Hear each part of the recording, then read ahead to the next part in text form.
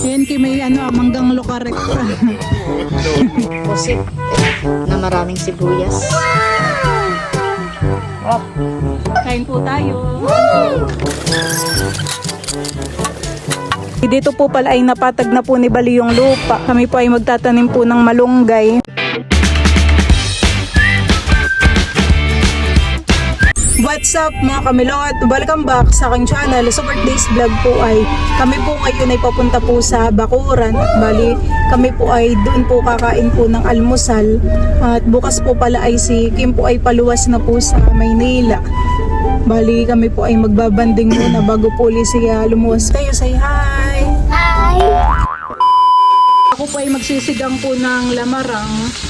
Dito po ay nakapaglagay na po ako ng mga rekado. Ito po yung akin pong isisigang po na isda.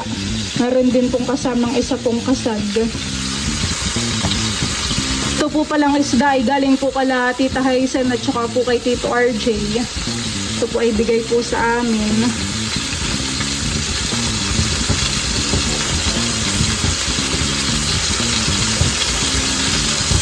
Bukod po pala dito sa sinigang po na isda, ako din po ay nagprito po ng spam.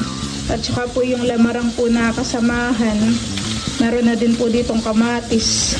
Nagkaroon na ng tubig han eh.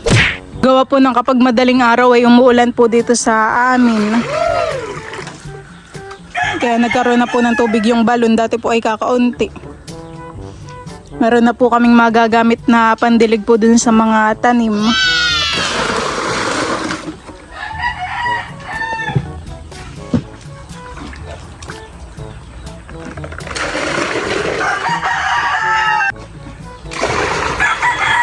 Binabasa na po dito ni Bal po yung pagtataniman po niya ng ng petchay. Lilipat ko na. Lilipat mo na. Oh, nagpupukpok naman po dito si Teo. Marami na ang pandilig. Gawa ng may mga diyan, mga kahoyhan eh. Ito na po pala yung update po dun sa tanim po namin ng mga talong. Medyo tumaas na po. Tapos ay yung mga dahon po ay lumapad. Dalawa po yung namatay po naming tanim na talong.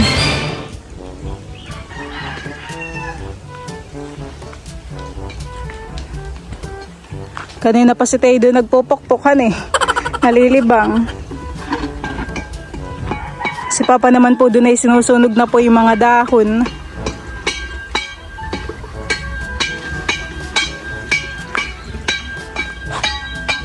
Dilig na ikaw. Magdilig ikaw, Teo.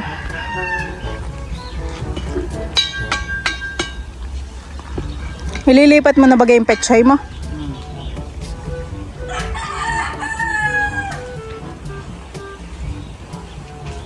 Milot, tubo na yung inyong mga talbosan eh. Parang pwede na nga pong bawasan na yan eh. Oo, para magkaroon ng sama. Tatalbusan po. Pwede na pong kunin po itong mga dulo po ng talbos. Wow! Ayan po. Pwede nang bawasan. Pwede na pong gulayin. Ayan po at tayo po maglilipat na po ng mga tanim na petchay. Tayo.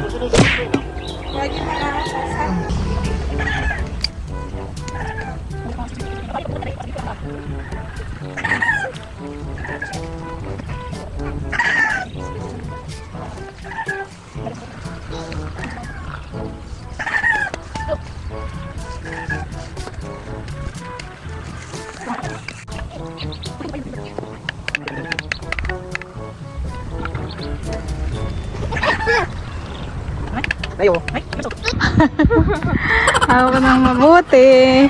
Sa Tita Kim. Hulog, Tita Kim. Yay! Magdidilig daw po yung magtita ng talong. Turo mo kung alin ang didilig eh. Doon na. Hawak. Kaya mo ba ga? Very good naman si Teo. Oo, yung isa. Tatapat mo dun sa tanim. Ito lang ah. O, dun ah. Sa kasunod. Next. Dito ha. Sa may dahon. Sa may kulay green. Wow, very good. Now, utusan na. No. More water? Saka na. Talagyan natin. Yan, diligyan mo dito. Yay! Isa pa? Sabihin mo sa Tita Kim, isa pa Tita Kim.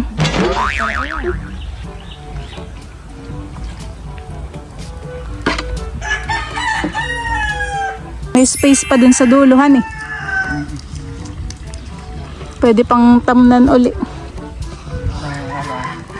Di ba may mga buto pa ng pechay? Hatagadag. Ayan po mga kamilot, tubo na rin po pala yung mga itinanim ko po na okra. May mga itinanim rin po pala ako dun sa gilid po na itong bakod. Pati rin po itong mga itinanim ko po na sigarilyas, kabay, mga tubo na rin po.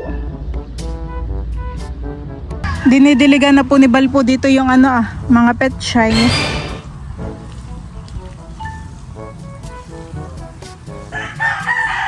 Ito na rin po pala yung mga itinanim ko po na sitaw. Nasa isang dangkal na rin po ang taas. Kami po ay diyan na lang ulit sa dahon po ng saging kakain. Parang kulang pa yan eh. Kukuha pa dun sa papa. Ako po pala dito ay gumawa po ng sausawan na sibuyas. Alam mo kayo yung mga nagtitinda sa kanto, yung may mga pusit. Gawa ng ako po ay nagprito po ng pusit, daing na pusit. Para isang sandok ay maraming sibuyas. Ay kasi yung nasa kanto ay iniihaw nilahan eh. Ay namang sa atin ay ipinirito ko. Tulog pa yata si Dudut.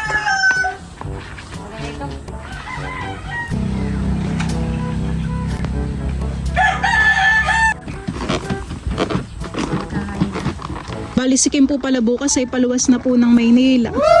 Si Kim po ay may pasok na ulit. Tapos ng bakasyon. Pero si Drew naman po ay kailan na kayong luwas pa Maynila? Matagal pa ni July. Ito na po pala yung akin pong mga niluto. Meron po ditong daing na pusit at saka po spam. Yun po yung dala po ni Mamita, yung spam niluto ko na po at saka daing. Pagong saing. Papaparang po ng kutsilyo. Hihiwain yung mga manggang. Yan kay may manggang lokaret. No. Gawa na kapag daw po hilaw ay napakaasim. Napakatamis. Hindi, parang hinog na rin siya. Ano muna ng pusit. Ito na po pala yung akin pong niluto po na sinigang. Ito po yung pinigaan ko po ng kalamansi. Ayan po, titikman na natin itong pusit na maraming sibuyas.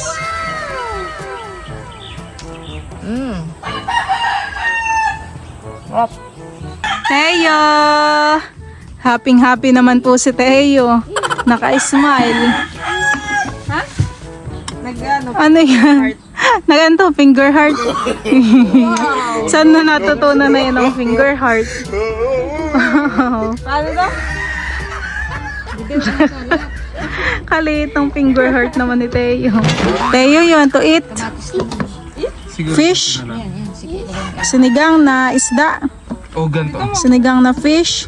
Sa ganun na. Yan po mga kamilot, at ito na po pala yung amin pong almusal. Meron po ditong spam, daing na pusit, at saka po sinigang po na lamarang. Kain po tayo.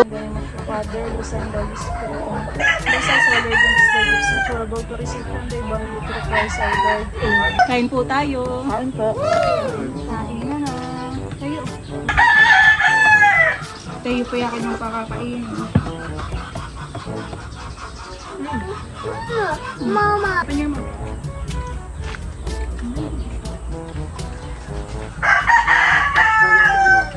Pwede yung isda.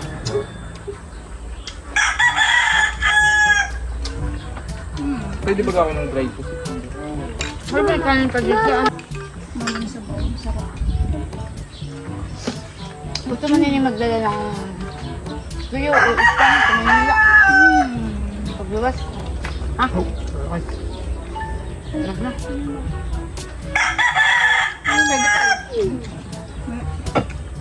Ilang araw ka lang yun doon. Matagal hanggang magsasabayan doon na rin. Kimal ba naglabo? Kimal? Yummy.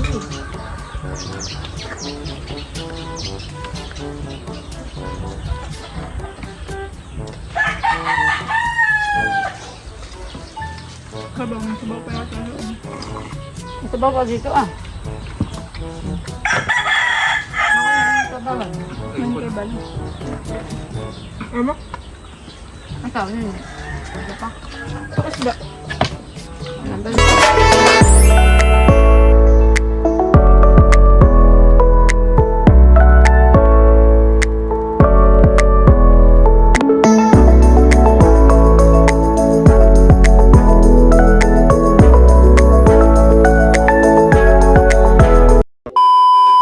Ang gagawin po pala namin ngayon ni Balay, papantayin po namin yung lupa po dito sa harapan, dito po sa gilid.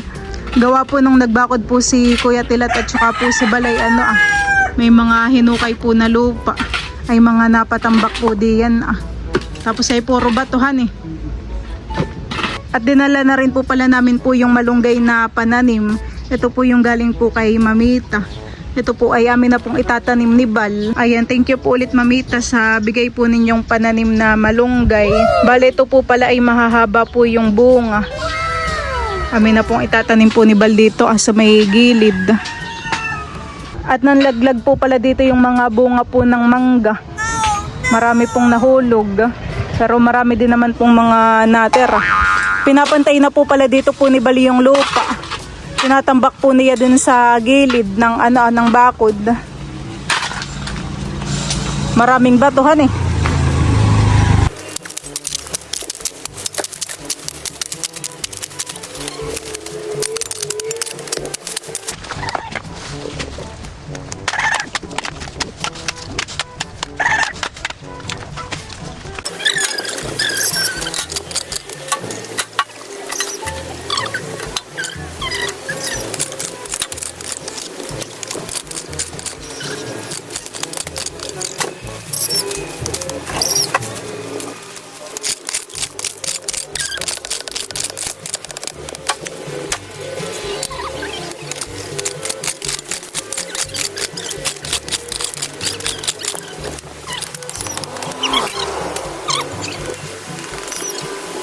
Akin po palang isisilid po itong mga bote. Dito po yung may mga bubog. Akin po isisilid po dito sa sako.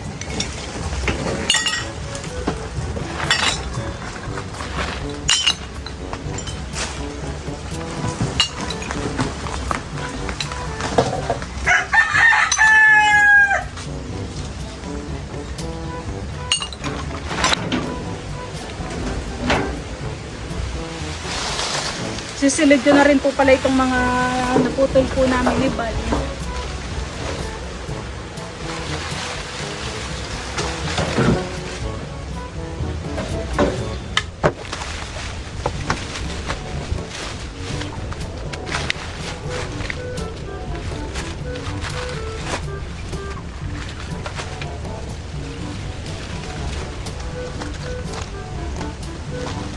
Puputulin na po dito ni Bal yung mga kahoy. Pati rin po itong isang ito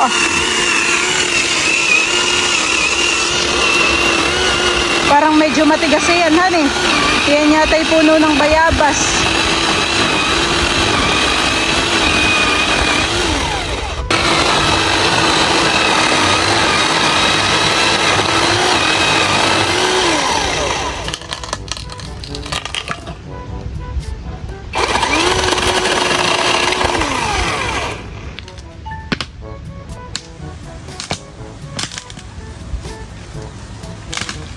Dala pati ugatan eh. Malutong.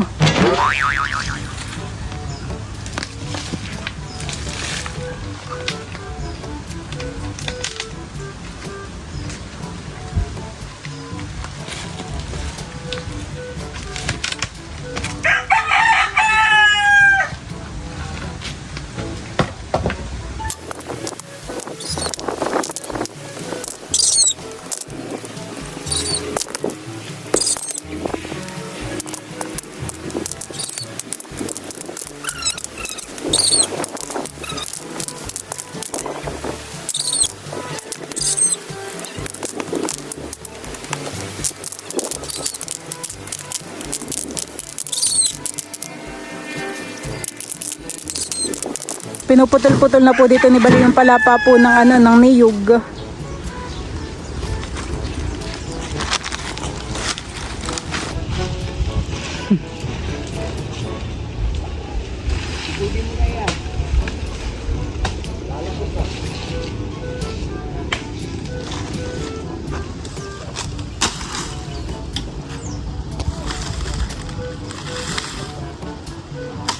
Wala nang gaanong init, honey. Pa sana yung maganda yung pantakip dun sa talim ko. Oh. Kaso may bubong naman na. Kaya sunod. Kaso na lang natin.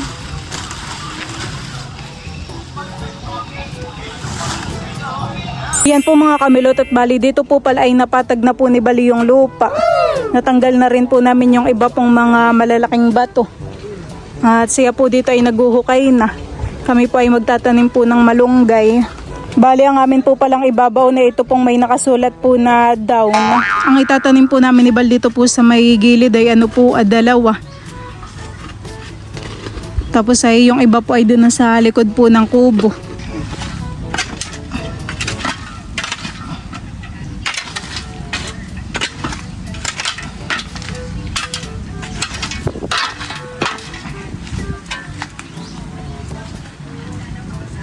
Ako pala yung nakakita ng bunga ng malunggay na mahahaba ay sa sa Masinloc, nung tayo ay nagpunta sa mga tita.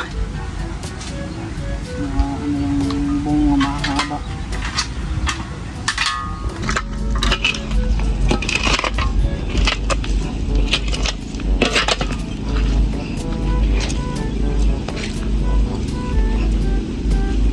Din po ni Balay nagtanim po dito malapit po sa kubo. Tapos kami po meron pang itatanim dito na dalawa. Si Bal po ay maghuhukay na po ulit ng pagtataniman po namin. At kapag ito may mga dahon ay pwede na tayong magtinola. Mabilis na pagkuha. Tapos kapag may mga bunga na ay ano yung niluluto ninyo? Dinengdeng, Kanabal po ay marami pong bunga ng malunggay. Yan. May nakasulat na down. Kaya ito yung ating babaon.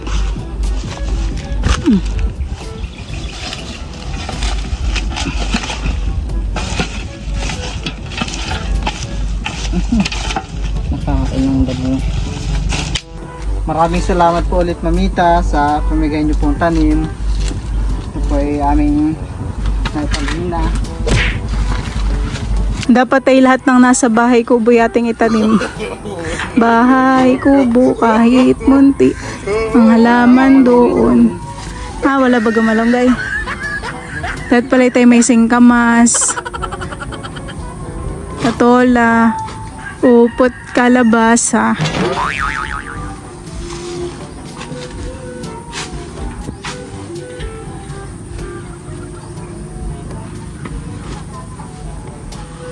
Pagkatapos po pala namin itanim po itong mga malunggay, kami po ipauwi na din. Bukas na lang po ulit kami po dito maglinis.